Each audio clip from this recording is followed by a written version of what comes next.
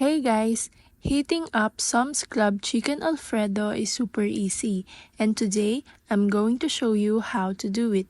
So first, preheat your oven to 375 Fahrenheit or 190 Celsius.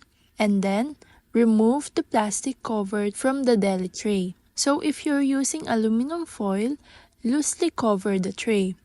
This helps prevent the chicken from drying out while still letting some steam escape. Next, bake it for 40 to 50 minutes or until the internal temperature of the chicken reaches 165 Fahrenheit or 74 Celsius. So make sure to check the thickest part of the chicken, not just the sauce. So once it's done, let it sit for 5 minutes before serving to allow the heat to distribute evenly.